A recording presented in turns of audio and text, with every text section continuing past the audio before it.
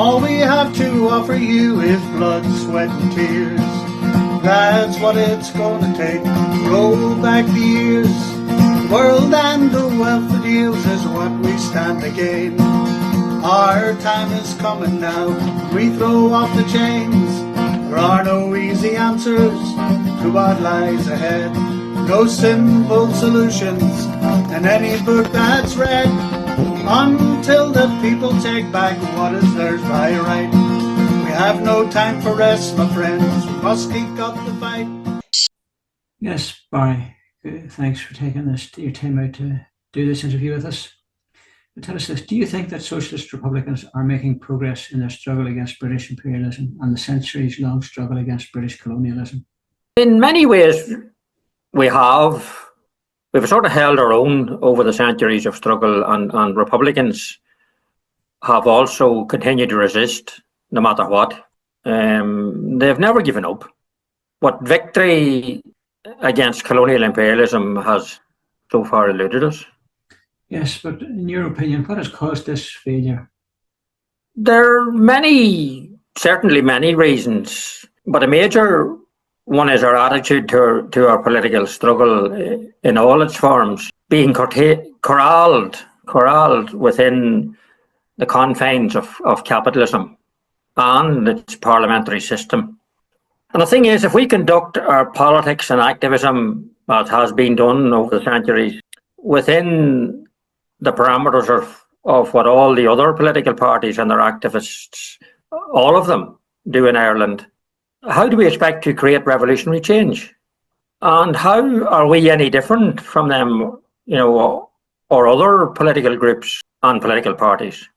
How do we expect to defeat British imperialism and its capitalist system by playing within the rules of what passes off for democracy? I mean, we know that democracy is a sham, and it's worse than that. It's a dangerous and illusory democracy. It's not democracy at all.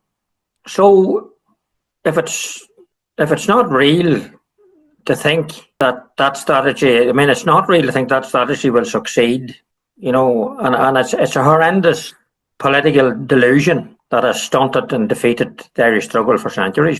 As Connolly said, the ruling by fooling has succeeded thus far. Okay, so are you saying therefore that we have no business prosecuting our struggle within the so-called, as you rightly say, sham democratic arena?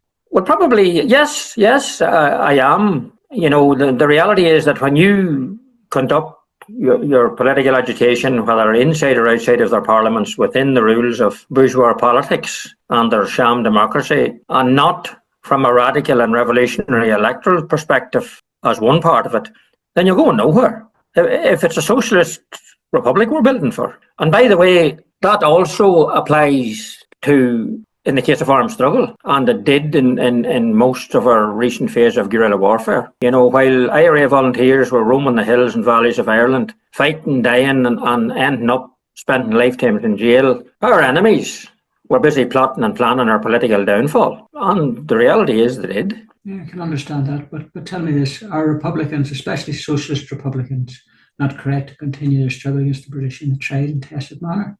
Well, yes, but the thing is, where is the Irish Liberation Project after centuries of this tried and tested struggle? What has happened repeatedly is that the ordinary people of Ireland have done the heavy lifting and suffered the consequences, enduring uprisings and resistance for what is now 900 years, I suppose. And then we have repeatedly handed over power to our enemies at the end of every phase of struggle. How could that make sense? And we're certain to do it again if we don't start to build within communities to consolidate our work from the bottom up for the building for a socialist Ireland. Okay, very good. But at the same time, what's your view on the various electoral successes we've had locally and in other parts of Ireland over the last few decades? Well, periodically and in recent years, we have elected some socialist orientated and Republican councillors, for example, possibly odd TD now and again too, but locally and in other parts of Ireland. But I will argue that it is tactically and politically futile to elect, in our particular case, socialist Republican councillors, and then they I don't like using this word, but I mean, they slavishly follow the political niceties of British-inspired so-called democracy and their parliamentary system. That's the case, whether it's in the north or the south. That's the reason why nothing's ever achieved by even the best intentioned. And I mean, the parliamentary game playing, as we now know, doesn't bring us anything, and a close, any basic examination of the parliamentary system will show that. Surely, are you saying that, or do you mean that those elected are not of the calibre needed? Not of the correct calibre of person people elected? Well, no, I'm not saying that at all. It's about adopting radical and revolutionary tactics and strategies. And no matter how good or capable a socialist republican you are, if you go down the road of parliamentary electoralism, and I emphasise this, the parliamentary electoralism route alone, and I emphasise the alone bit, coupled with its inbuilt reformism, there is no chance of radical or revolutionary change. It's not happening. And those who control the means of power, the British in the north and the pro-imperialist southern administration, will just continue to do so. And we are at best sidelined, or worst case scenario, annihilated. And in all of this, the bottom line is that the ruling class are ensuring that the wealth remain with our class, that is, the powerful and wealthy. And they are therefore tied and in bed with the rich, that is, capitalism and imperialism. They will never bite the hand that keeps their wealth piling up. So when imperialism in Britain, Brussels or Washington for that matter say jump, all the ruling class here want to know is how high, or indeed how hard they can jump on the necks of the poor and the working poor. I mean, this has been happening now for hundreds of years, no matter who or what rulers are in power. Okay, so what do we do then? Like, how do we develop our struggle to a level that will actually first begin to build tactically for a socialist republic, and secondly, eventually overthrow their system? And how do we, the working class, take power? Well, I mean, this is a major undertaking. I mean, it's not. I don't want to sound blithe about it, but to begin to build all of this means that we need to continually refine our tactics and be very, very clear on where it is we want to go politically, say in 5, 10, or even 20 years from now. What kind of Ireland is it exactly that we want and are purportedly building for, along with the people? And of course, many long-term activists will quickly say, sure, we know what we want. And that usually entails the British out of Ireland and a united Ireland. And in more recent times, it would also be said that it's for a socialist republic that we want. And all that is grand, but... Yes, but is that technically not very deeply rooted in the Irish Republican psyche? Brits out in a united Ireland, accepting that it's maybe purely defined, but at the same time, that's deeply within the psyche of Irish republicanism, is it not?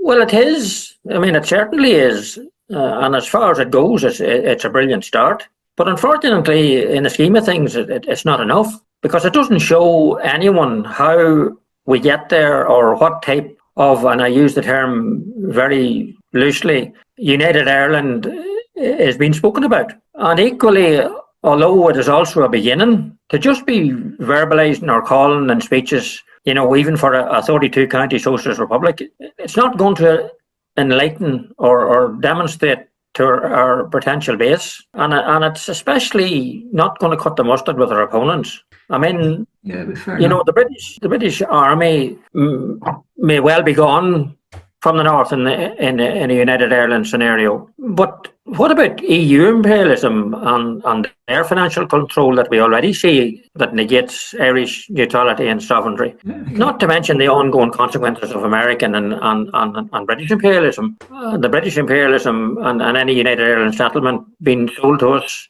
as being acceptable under our re-entry of Ireland into the British Commonwealth. Is that the sum total of what we will achieve after another 50 years of struggle? It used to be said of the Treaty of 1922 that instead of Britain ruling the 26 counties of Ireland, it had changed then to that the 26 counties was being ruled for Britain. Is that where we're headed? Would any of these backroom deals shared or agreed Ireland's be an assurance of Irish sovereignty or even benefit the working class in any way? I don't really think so. And I can't see how any of the above meets the criteria of, a socialist republic that we are setting about building.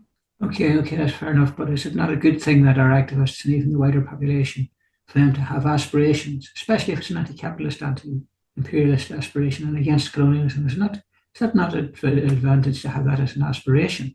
Oh, absolutely.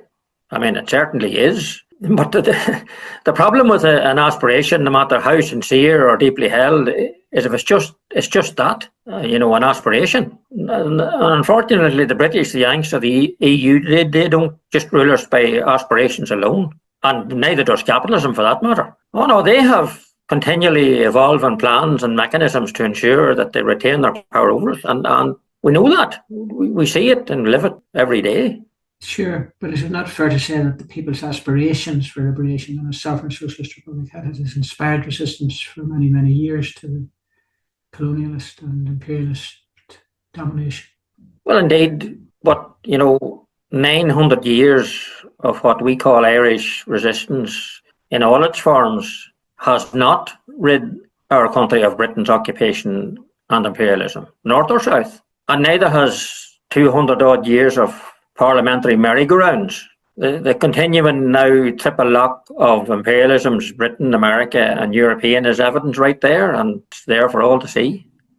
Okay, I can see that, but do we need to start then planning for and implementing new tactics of struggle to build for and achieve a socialist republic in Ireland? Do we need that, Barry? I think we have to take a wider view of what it will take to defeat the British and others and build for the Socialist Republic. And the people are our source of power, and we need to utilise that power to the full. And because they are the power, they without question have the right to know exactly and into perpetuity what it is we're talking about when we talk about a new dispensation in Ireland, which is the 32-county Socialist Republic. But most importantly of all, the most important thing is that we need to demonstrate to people on the ground on a day-to-day basis what socialism actually is. I mean, outside of us talking about it, seems like some sort of faraway dream. It doesn't appear real, and we must make it real. And we also have to show what the new socialist republic will look like for them, for the people of Ireland. We need to base our planning and strategies and activism on the template of, what's in it for them, the people of Ireland. That sort of question has to be our template. Sure, fair enough. But when you put it like that, it makes sense. But it does sound a bit selfish on the other hand, does it not? It's a bit like, what do I get out of all of this change? Is that not a bit selfish, really, rather than socialistic? You could say that, but the fact is that the people are wholly justified in asking, either publicly or indeed in the privacies of their minds, which they will do, and that will be the case whether we like it or not. So, I mean, they'll be asking themselves and others, what's in this proposed socialist republic for me, and what's in it for my family, and what's in it for my friends and relations and indeed neighbours. And you and I both know that revolution is not just some kind of a romantic notion. It's real. It's a material thing. It does and will affect people's lives. Therefore, the people have a right to know on what we're talking about, and because they will be a central part of it. In any event, they will. So we have a political duty, in fact, to demonstrate clearly what we mean by a socialist republic, and not just to keep repeating it ad nauseum. Yes, you can see that, not just to keep repeating the name without anything else, but how would this working with people to help them become politically active, politically aware, how in the process, how would they become empowered in that process? It means, as I said before, working with the people in all areas that affect their lives. Things like an all-Ireland free healthcare, a proper all-Ireland universal public housing, all-Ireland workers' revolutionary unions for proper wages and conditions, and even an all-Ireland campaign against climate destruction.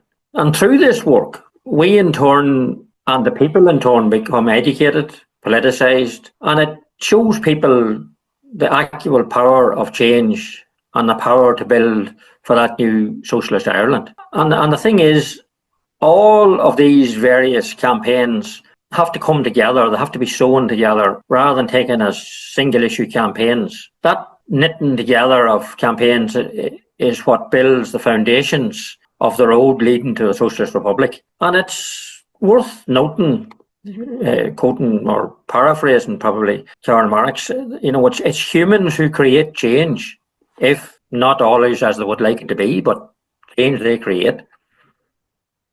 Yeah, I can see that, at the same time, it's very sensible what you're saying, but there's a huge amount of work on all of this. And keep in mind, we don't have the resources. We're a small group, and we're fighting all huge political parties and huge establishment.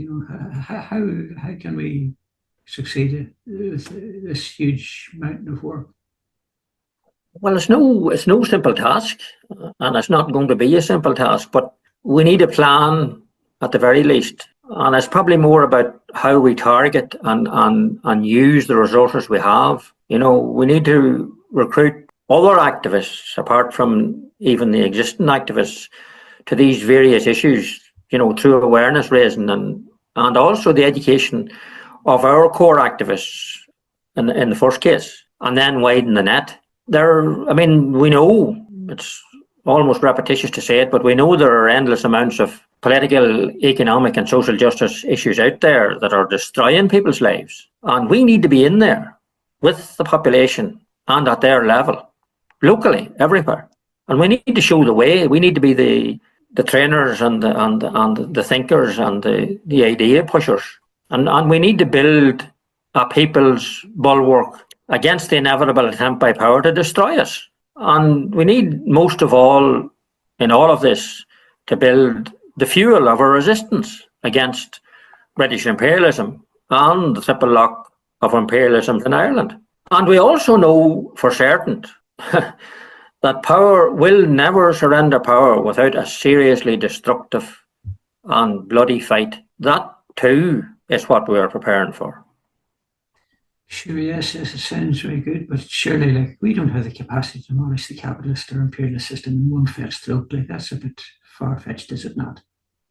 Well, no, we don't have the firepower either politically or indeed militarily, as we've just experienced the last 30 years or 40 years, to destroy British imperialism or any of their imperialist collaborators. But we do have access to the power of the people at ground level via the issues that directly affect people's lives. That's what's in it for them, the people, and that's what's in it for us. Fair enough, but where's the starting point for all this intensification of a people's power strategy? Where do we start with it?